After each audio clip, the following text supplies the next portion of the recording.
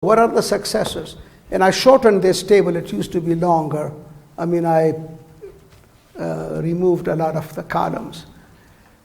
The date that you see are the CE date, the Christian era dates. So you have to subtract 632 from these to see how much after the Prophet's death they are. And remember that 33 years or 32 years of the Christian era, 33 years of the Hijrah. Okay, because of the difference in calendar. And the reason I put in where they were buried is because there is a historical lesson that you will learn, and I'll point it out as we move forward. So the first one is Ali. The second one, his oldest son, Hassan. The next one is his second son, Hussein. And that's interesting because Hassan actually abdicated in favor of Muawiyah, who was the governor of Syria, who had never challenged Ali as a caliph. But when Ali died, he says, well, I want to be the caliph. And wouldn't accept Hassan, and the two of them negotiated. Hassan says, okay, you be the caliph. And he abdicated in his favor. Hussein, anyway, is considered by the Shias as the next Imam. Okay, they call all of these people Imam. And then his son, Zayn al-Abidin, also buried in Medina. Then Muhammad al-Baqir, buried in Medina. And I stopped here deliberately because I said, see Zaydis, because now we have another group that splits. So you come to 5, and then there's a split again. Well, let's see whether the Zaydis is next. No, it's a different thing. So we continue on. This list is the Ithna Ashariya list. Okay, the dominant Shia group now. But we'll go through the other split groups. Okay, but after that there is a split, so I say see Zaydis, so we'll go to a slide a little later. So Ja'far as-Sadiq, the same Ja'far who is contemporary of Imam Abu Hanifa. Remember the very first school of law in Imam Malik, the second school of law. And then Musa al-Kazim. And where is he buried? Baghdad. So for the first time we have one of the Imams in that group not buried in Medina, but now in Baghdad. So the location of leadership shifts. Okay? And just 2 after the previous 5, there is another split. Okay? And I say, see Ismailis.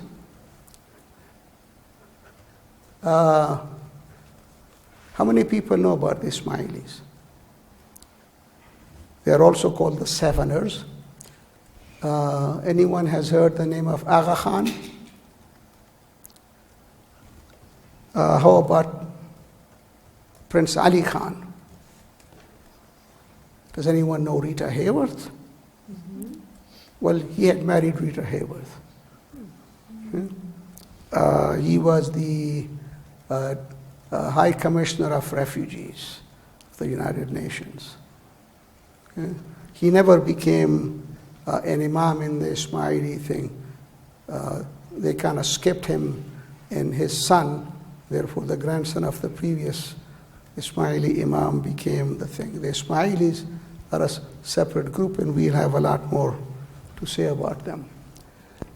So the next one is Ali Raza, and he's buried in Mashhad. What is Mashhad? Mashhad is in Iran. Okay? So the line from Medina now is spreading. It is not as local as it goes. And then Muhammad al-Taqi al-Jawad, buried in Baghdad. Ali al-Naqi, buried in Samarra. Where is that? Samarra is in the current northwest Iran, closer to the Afghanistan border. It's a small town near Mashhad.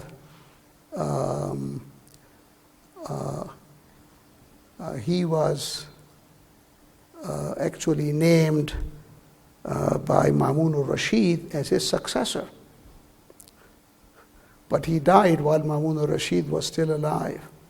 If Ma'mun al-Rashid had died, we would have had one of the Shia Imams as the next Abbasi Khalifa. He's buried where Ma'mun al-Rashid's father, Harun al-Rashid, is buried. So they buried him next to Harun al-Rashid. So I deliberately put these so you can start picturing how the things could have turned out differently. Yes? So were they ruling from those places they were buried? Or were they No. They were the leaders, but they had no power. I mean, they were always looking for power, but they never became powerful. But they were the Imams, the religious leaders acknowledged by the Shias. Were they living in the places they ended up being buried? Or did they Not necessarily. I mean, the guy who is buried in Samarra, he lived in Baghdad. But when he died, Harun al-Rashid, who had named him as a successor, buried him where Ma'mun al-Rashid's father was buried, okay, as a sign of respect. The reason this is important is this split that we think of now. It really hadn't been institutionalized as much as it is now. I mean, here are the Abbasis, we would think like they were big rivals, okay? But that guy was perfectly willing to name one of the Shia Imams as his successor. Now, it is true that because they wanted to have leadership, or their followers wanted to have leadership, they would rebel every once in a while, and whoever they were rebelling against would suppress them. Okay? So the stories of suppression are true, but the suppression wasn't because of religious doctrine or anything, but they were rebelling against the government. All righty. Hasan al-Askari and Muhammad al-Mahdi al-Muntazar. He's not buried anywhere because he disappeared. Okay? He is what is called the hidden Imam. Okay? And he disappeared when he was still very young. They are waiting for him to come out of the occultation. The hidden what? The hidden Imam. See that? He's in occultation. In 873, they were saying lesser occultation because they were expecting him soon. And then when he didn't come out soon, then it is greater occultation, because during that period, no one else, they were waiting and not do anything. And then when it was declared to be greater occultation, then people could continue without an Imam. But those who claimed the leadership would tell people, well, he's in touch with me. Okay? So he's still in occultation. He's still hidden. Okay? And they're expecting him to come one day and take over the leadership. And so that's the 12th one. Okay? So the people who come all the way up to here are called Ithna Ashariya, okay? The 12ers, because there are 12 Imams. And I don't know what would have happened if he had not disappeared. We may have had the 13th and the 14th and so on. So that's the succession, and anyone who wants to do anything with the Shias, you have to kind of know these. I don't know whether the average Shia knows this, but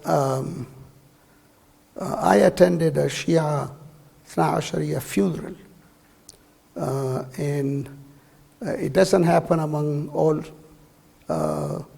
Sunnis, among Shias it happens, because one of the things that happens is at the time of burial, they say that two angels will come and they would ask you questions, and depending upon how you answer it, affects where you are going to end up. But the questions the Sunnis say they ask you is, who is your God? What is your religion? Who is your prophet? And that's pretty much it. When I attended this funeral, the guy who was officiating over the marriage then went on, so who is your first Imam? And he would say, Ali. Who is your second Imam? And they say all of this in Arabic. My second Imam is so and so. So it seems to me like the leadership expects people to know this. Okay, whether the people actually know it, I'm doubtful. But if you don't know it, you are not going to be able to answer these questions after you have died and you are in bad shape. So you are expected to know them. I mean, the Shias are expected to know these Imams. Okay. So, Zaydis, let's come back to where the split was after the 5. Okay, see this one? See Zaydis? Okay, so here we are, Zaydis. They're also called the Fivers because it's after the 5 Imams there is a split. Some expected Muhammad al-Baqir's younger brother, Zayd, as the one. They were critical of the older one, and they accepted the younger one, Zayd, as the legitimate Imam. They created a separate track of Imam. So now you have another branch. Okay? And I could go through pretty quickly. The death of Zayd ibn Ali Zayn al-Abidin in 740 ended the Zaydis' revolt in Iraq. They actually revolted in Iraq, but when this fellow died, the revolt ended. Hassan ibn Zayd established a state in the Elam, the current day Azerbaijan, and that lasted quite a while. Zaydi influence persisted until 1126. That's a long time.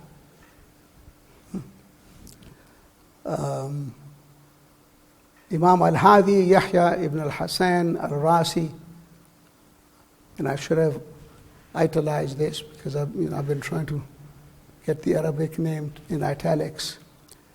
He established a state in Yemen. And the Zaydis currently constitute about 40% of the population of Yemen. We don't think of Yemen as a Shia country. 40% is a lot of people. But they are not Ithna Ashariya, they are Zaydis. And we will see a little later the main difference between the Zaydis and Ithna Ashariya.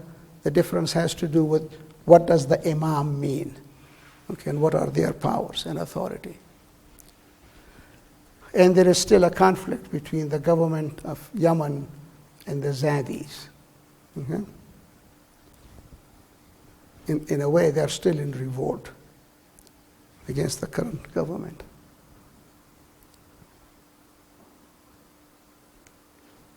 And then Ismailis, the Seveners, remember that?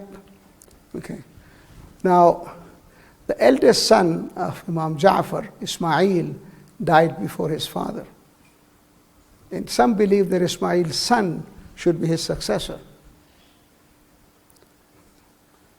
And the other said, well, the one we put in, who was the next brother, should be the successor. So this created the split. So Ismail's son Muhammad, so these people became called Ismailis, because it essentially stopped at Ismail. Okay?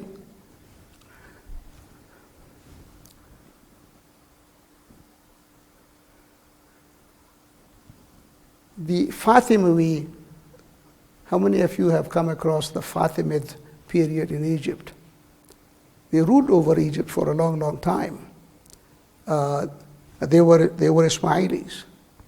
They were Ismailis. And there is a group from them called Nizaris who are in Persia, and we will see later that Nizaris end up splitting and creates other groups. The Fatimi general Jawhar conquered Egypt in 969. He's the one who built Cairo. So Cairo was built by this fellow named Jawhar, who was the Fatimi general, a new city outside Fustat, which was a little city built around a tent, and started a propagation center called Al-Azhar in 972.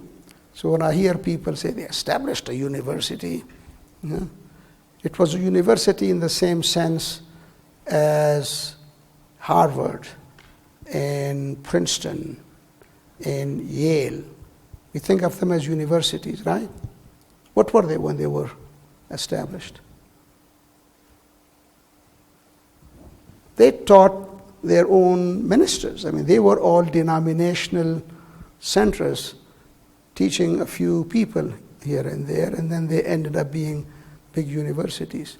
So Al-Azhar was established to train their own people, and I deliberately use the modern word propaganda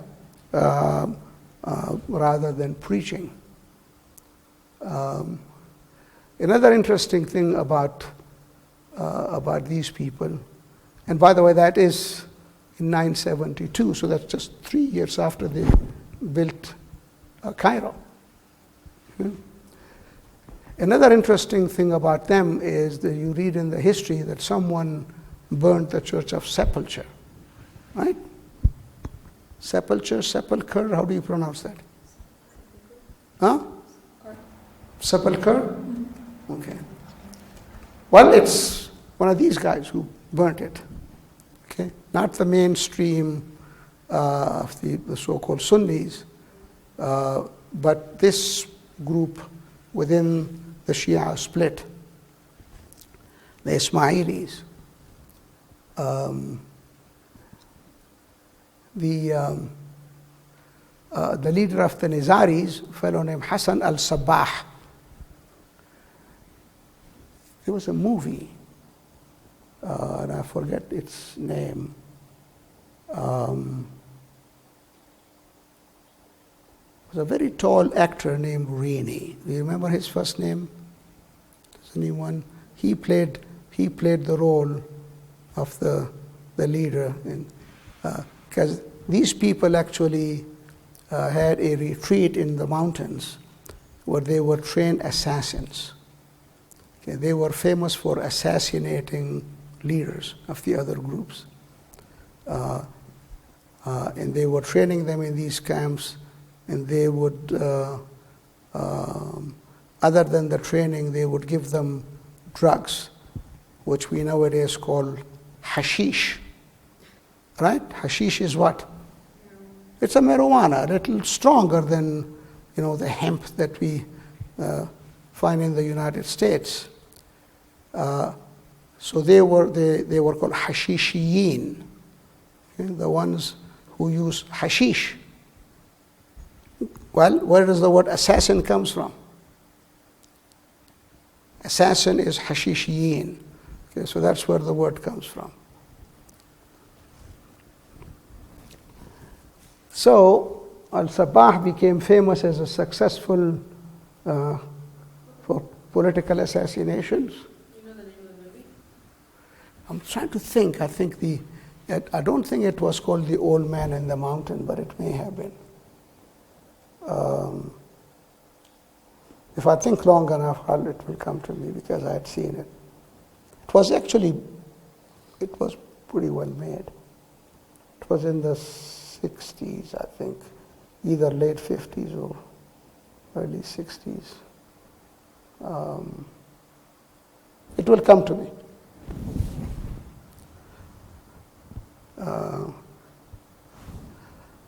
Okay. Hasan Ali Shah, I'm kind of jumping a little bit here, a descendant of al-Sabbāh, married the daughter of a Persian king who conferred the title of Aga Khan on him. Okay. Aga, which is from the Arabic Aqa that the Turks used. So, and then Khan is also a leader which comes from the Turkic, like Genghis Khan and so on. So this was Aga Khan, so the Khan who is also the leader or the boss. So he gave him that title, and the king died pretty soon. He was overthrown by another fellow, and Aga Khan fled to India.